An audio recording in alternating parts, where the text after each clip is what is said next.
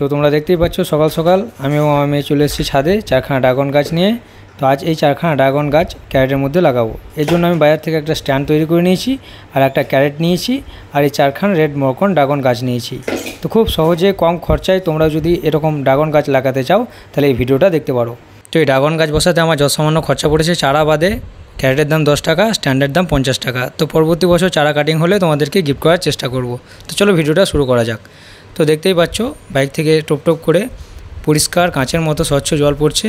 জলের মধ্যে কোনো কাদার ভাব নেই, কেননা এটা বেলে মাটির জল। তো এই মাটিটার এটাই স্পেশাল গুণ যে এতে কোনো কাদা গুলে বেরিয়ে যায় না। তো দেখতেই পাচ্ছ সকাল সকাল আমি বাইকে এক বস্তা প্রায় মাটি নিয়ে চলে এসেছি। আর এই ড্রাগন গাছের জন্য এই বেলে মাটি খুবই ভালো।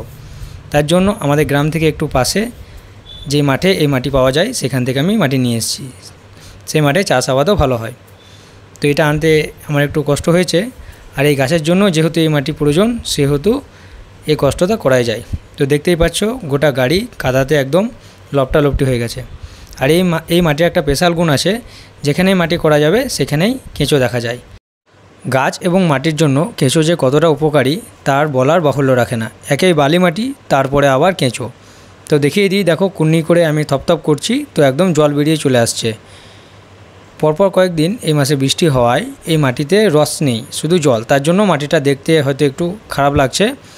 আর এটা যেহেতু বালি মাটি তার জন্য এরকম লাগছে। তবে মাটিটা সত্যি অসাধারণ, অত্যন্ত গুণসম্পন্ন। আর ড্রাগন গাছের জন্য তো অবশ্যই। তো দেখতেই পাচ্ছ আমি ড্রাগন গাছগুলো ছাদে নিয়ে চলে এসেছি। আর এই ড্রাগন গাছের যেই প্যাকেটগুলো আছে সেগুলোকে সাবধানে কেটে নিতে হবে, কারণ এটা বিরুৎ জাতীয় গাছ আর এর কাণ্ড খুব নমনীয় হয়। তো এটা ভেঙে যাওয়ার চান্স থাকে। তো প্যাকেটটাকে খুব সাবধানে আস্তে আস্তে খুলে নিতে হবে, পাছে শিকড়গুলো ছিঁড়ে না যায়।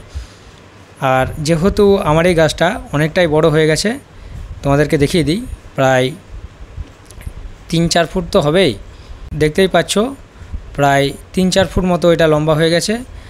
আর আমার মেয়ে তো খুবই খুশি, এটা নাড়তে চাইছে, যে পেলে এখনই হয়তো হাতে টিপে ধরে আমার মতো, কিন্তু এটাতে কাঁটা আছে, খুব সাবধানে নাড়তে হবে। তো এইভাবে ক্যারেটের মধ্যে বসিয়ে দিতে হবে।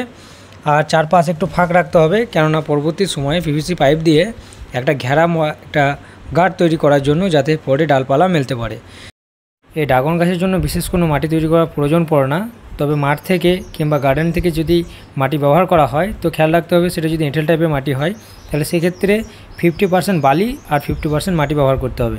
তার সঙ্গে বাড়ির সবজি পচা, আনাজের খোসা কিংবা গোবর সার দিলে খুব ভালো হয়। এবার একটা জিনিস খেয়াল রাখতে হবে, যেহেতু এটা ক্যারেটে লাগানো হচ্ছে তো গাছের গোড়া অবধি মাটি দিতে হবে ঠিক এইভাবে। গোড়ার উপরে মাটি দেওয়া চলবে না, তাহলে গোড়া পচে যাওয়ার সম্ভাবনা থাকে। আর মাটিটা দেওয়ার পরে ঠিক এইভাবে সমান করে দিতে হবে, যাতে কাণ্ডের উপরে না মাটি চলে আসে। আর আশা করছি এই পদ্ধতিতে যদি ড্রাগন গাছ লাগানো হয় তাহলে খুব সহজে অধিক ফলন পাওয়া যাবে। তো যদি ভিডিওটা তোমাদের ভালো লেগে থাকে তো ভিডিওটা লাইক করতে ভুলো না, চ্যানেলটা সাবস্ক্রাইব করতে ভুলো না। দেখা হচ্ছে পরবর্তী ভিডিওতে। Tata, bye bye.